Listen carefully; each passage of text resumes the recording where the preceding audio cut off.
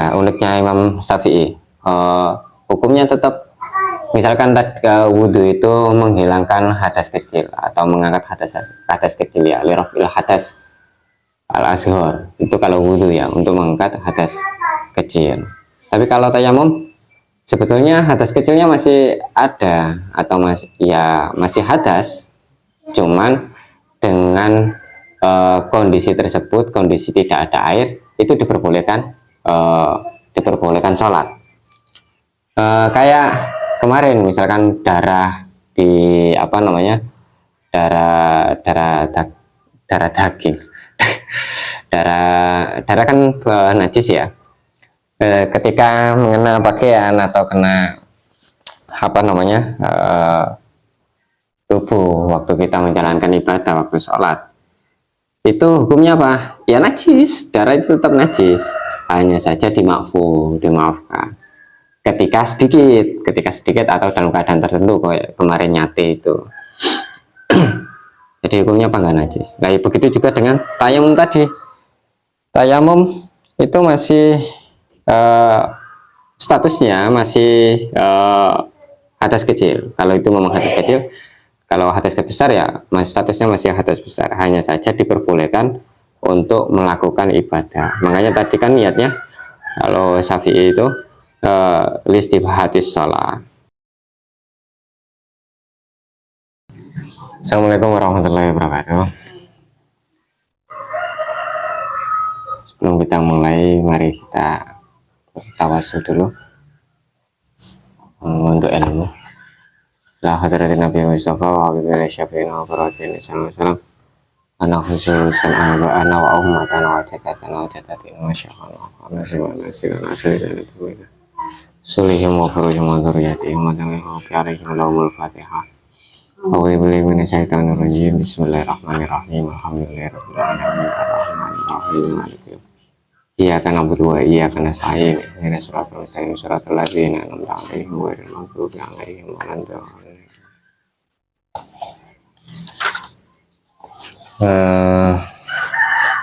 Sekarang kita sampai pada furudut tayammum.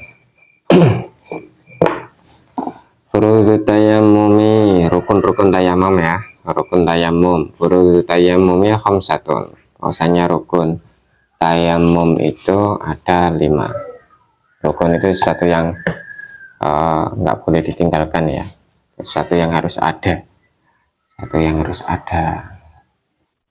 Apa aja itu rukun dari tayamum? Al awalu, pertama naklut turab, jadi debu, memindahkan debu tadi, itu rukun tayamum. Yang dari sini nih ya istilahnya furudut tayamum tapi maknanya fardhu tayamum, atau yang paling gampang ya rukun tayamum, yang paling gampang. Rukun-rukun tayamum, jadi memindahkan debu dari yang asalnya di mana kemarin, di atas meja ya, atas meja atau di dinding tipis. Itu yang pertama rukunnya, rukun tayamum. Rukun yang kedua niat.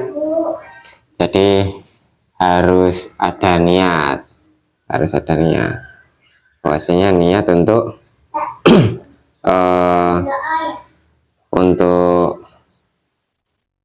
listibahatis sholat, untuk boleh melakukan kefarduan lain.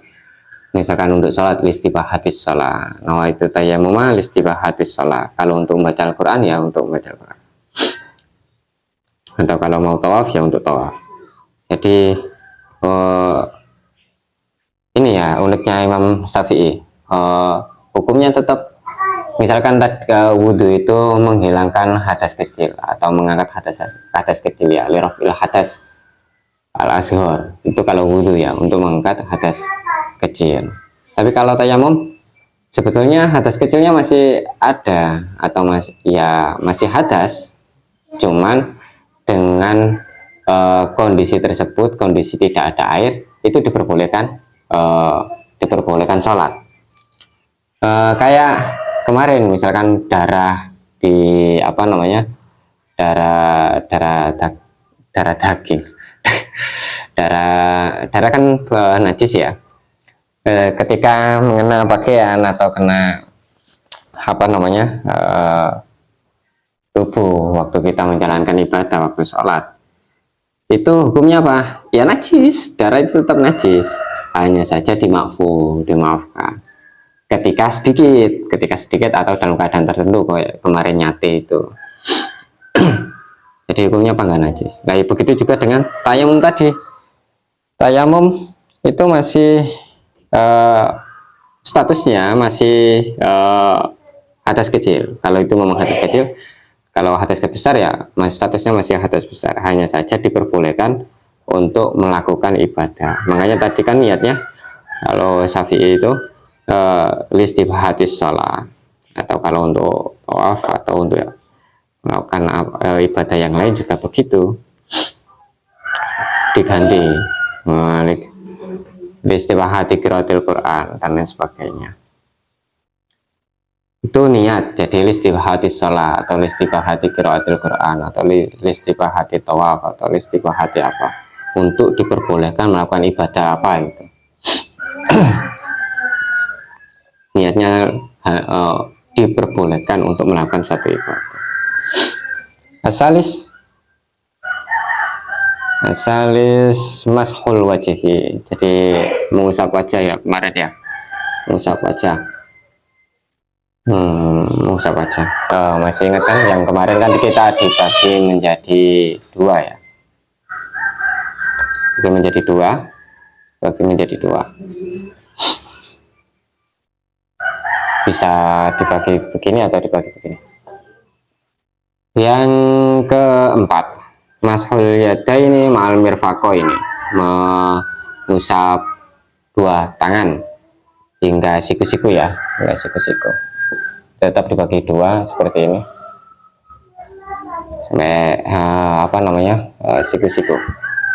Yang kelima, rukun yang kelima tertib.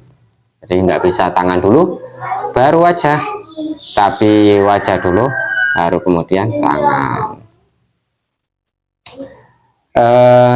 Selanjutnya sunanut tayammumi, kesunahan bertayamum ya, kesunahan bertayamum. Apa itu sunah tayamum? Sunah tayamum itu banyak. Sunah tayamum kasih rotun minha, banyak sekali ya diantaranya. Ini diantaranya. Yang pertama dalam pakai siwak. Ini pentingnya siwak gigi ya, pentingnya gigi siwak, pakai siwak. Yang selanjutnya, sunnah yang selanjutnya atas mia, membaca bismillah. Dalam semua kegiatan kalau bisa ya memang pakai bismillah. Taqdimul yumna al yusra, mendahulukan yang kanan baru kemudian yang kiri, itu sunnah. Wal mualat, berkelanjutan nggak terputus, habis apa namanya habis masuk wajah baru nanti kemudian mengusap tangan, enggak, tapi berkelanjutan, habis wajah terus langsung tangan. Itu sunnah, hukumnya sunnah bukan wajib. Wa takhfifut turab minal kafain, mempertipis, enggak tebal ya, kayak orang kuburan jadinya, kayak orang pakai make up tapi tipis saja, jadi bekas debunya nggak kelihatan, itu karena memang tipis. Wa kullu ma yumkinu maji'u min sunanil wudu ghairu taslis, semua yang menjadi sunnah wudu itu menjadi kesunahan juga bagi apa namanya tayamum, kecuali 3 kali. Kalau wudhu kan basuhnya 3 kali, 3 kali basuhan. Tapi kalau apa namanya tayamum cukup sekali, 3 kali nggak sunnah, bukan kesunahan. Selanjutnya ini cepet-cepet wae, ini dikit-dikit. Makruhatut tayamum, sesuatu yang dimakruhkan. Sesuatu yang dimakruhkan ketika tayamum. Yang pertama, makruhatut tayamum isnan, yang dimakruhkan dalam tayamum itu ada dua. Takrirul mashi, mengulang-ulang usapan. Habis tahu ini enggak, itu malah makruh.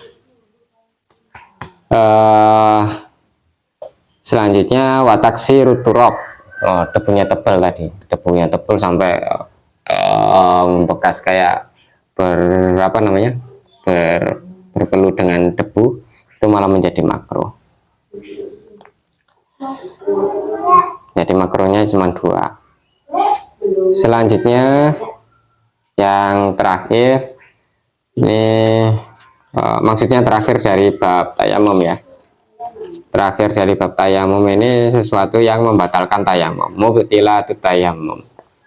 Mubtilatut tayamum, setiap perkara yang membatalkan tayamum. Mubtilatut tayamumi kasiratun. Yang membatalkan tayamum itu banyak ya. Di antaranya minha itu di antaranya. Yang pertama al hadas, ya hadas itu membatalkan tayamum ya. Jadi kayak ketika berhadas kecil, kentut atau buang air kecil, itu membatalkan tayamum. Waridah, naudzubillah min dzalik, murtad ya, keluar. Terus yang ketiga watawahumul ma kharijas sholat. Jadi sebelum dia masuk sholat, dia ada tawahum, waham itu ragu-ragu, tapi tingkat ragu-ragunya waham itu di bawah di bawah syak. Kalau syak itu setengah-setengah ya, 50-50, antara tingkat keraguannya 50-50. Misal ragu antara ada air sama nggak ada air itu 50-50. Tapi kalau ragunya itu di bawahnya 50, misalkan 60-40, itu namanya tadi waham. Di sana misalkan di tetangga sebelah atau di daerah sebelah ada air atau enggak ya. Nah itu ada air atau enggak ya. Kalau misalkan ragunya itu di sana ada air, waham ini tingkatannya waham itu lebih rendah daripada syak. Kalau syak tadi kan ada air sama nggak ada air itu setengah-setengah, ragunya setengah-setengah. Tapi kalau waham itu di bawah setengah-setengah, nggak imbang. Tapi nggak imbangnya prosentasenya lebih kecil. Di sana ada airnya itu bilang di sana ada air itu tingkatannya nggak sampai 50%, baru 30% atau 20%. Itu waham, ragu-ragu. Lah posisi tawahumul ma kharijas shalah, waham seperti itu sudah membatalkan tayamum. Jadi ragu-ragu kalau menurut Yai Syarif begitu, ada syak. Kalau syak itu setengah-setengah, kalau dzon persentasenya di sana ada air itu lebih besar, itu dzon. Di sana ada air, dia mengatakan di sana ada air itu posisinya 60%. 60%, berarti ragu-ragunya itu lebih besar ada airnya, itu zon. Kalau yang 50-50 itu syak. Sedangkan waham di sana ada airnya itu masih di bawah 50, masih di bawah 50%, 30% atau 20% itu waham. Dan kondisi waham itu waham yang tingkatannya lebih rendah itu sudah membatalkan tayamum. Terus selanjutnya wal ilmu biwujudil ma, tahu, ngerti kalau ada air, itu juga membatalkan wudhu. Jadi ngerti, posisi ngerti dalam adanya air itu membatalkan wudhu.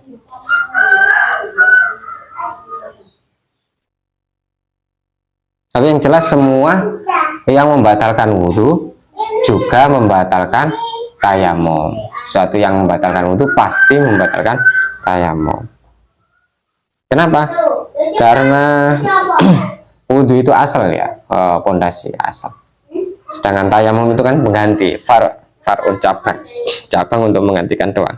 Jadi kalau tingkatannya wudhu aja udah batal, tayamum pasti batal. Tapi kalau tayamum itu membatalkan, wudhu belum tentu batal. Kayak tadi yakin ada air itu kan, kalau kita wudhu kan nggak membatalkan wudhu, tapi kalau tayamum itu batal. Jadi wudhu posisinya sebagai asal, sebagai pokok, sebagai pondasi itu lebih detail, lebih apa namanya, lebih hukumnya lebih ketat. Sedangkan apa namanya, tayamum itu cabang. Sesuatu yang membatalkan wudhu pasti membatalkan tayamum, tapi yang membatalkan tayamum belum tentu membatalkan wudhu. Fama itu kaidahnya fama abtalal asal yubtilu alfar. Jadi setiap yang fama abtalal aslah yubtilu alfar. Jadi sesuatu yang membatalkan asal, sesuatu yang membatalkan pokok, sesuatu yang membatalkan wudhu tadi al asal pasti membatalkan far, pasti membatalkan apa namanya, tayamum.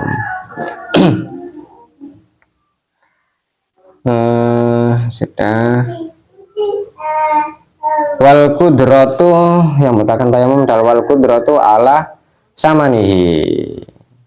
Ya, misalkan kalau misalkan airnya itu berbayar ya, kayak langsung masuk tempat keramaian, tempat-tempat fasilitas umum yang berbayar, jadi dia mampu untuk membeli, kecuali memang nggak ada duit sama sekali untuk membeli ya. PDAM sekarang juga berbayar ya, PDAM juga berbayar. Jadi mampu untuk mengusahakan untuk mengupayakan air, itu juga termasuk membatalkan wudhu. Kamu membatalkan wudhu, membatalkan tayamum. Terus selanjutnya yang membatalkan tayamum adalah wazawalul illatil mubiha. Jadi yang alasan diperbolehkan tayamum tadi, illatul mubiha atau illatul istibaha, suatu yang memperbolehkan untuk tayamum itu kok hilang, maka apa namanya, tayamumnya batal. Kayak misalkan tadi karena nggak ada air ya, sebelum sholat itu nggak ada air, setelah tayamum terus kemudian ada air, nah itu tayamumnya batal, ganti dengan wudhu. Bagaimana kalau dengan sholat? Nah, ketika sudah masuk sholat, takbir Allahu Akbar gitu kan, maka illa fis sholati as-sakitati bihi fis salasi al-akhirah. Jadi kalau belum masuk rakaat ketiga kok tahu atau mengerti ada air, ya wudhu, tayamumnya batal. Tapi kalau sudah rakaat ketiga maka dilanjutkan selama belum ada yang membatalkan penghalang atau sesuatu yang membatalkan sholat, maka itu tetap dilanjut, nggak membatalkan tayamumnya. Wahai sulaha ila fil al-arba al-akhiriyah, selama ketika melanjutkan rakaat keempat itu tidak apa namanya, tidak ada penghalang, maka dilanjut sholat di rakaat keempat. Tapi kalau memang ada penghalang, misalkan kentut atau misalkan sesuatu yang membatalkan sholat, maka tayamumnya otomatis batal dan diganti dengan wudhu. Demikian apa yang bisa kita kaji pada kesempatan hari ini. Tayamum udah selesai ya, kita lanjut berikutnya bab haid. Iya, Allahumma fa'alna bima 'allamtana innaka antal alimul hakim. Subhana rabbika rabbil izzati amma yasifun wa salamun alal mursalin walhamdulillahi rabbil alamin. Assalamualaikum warahmatullahi wabarakatuh.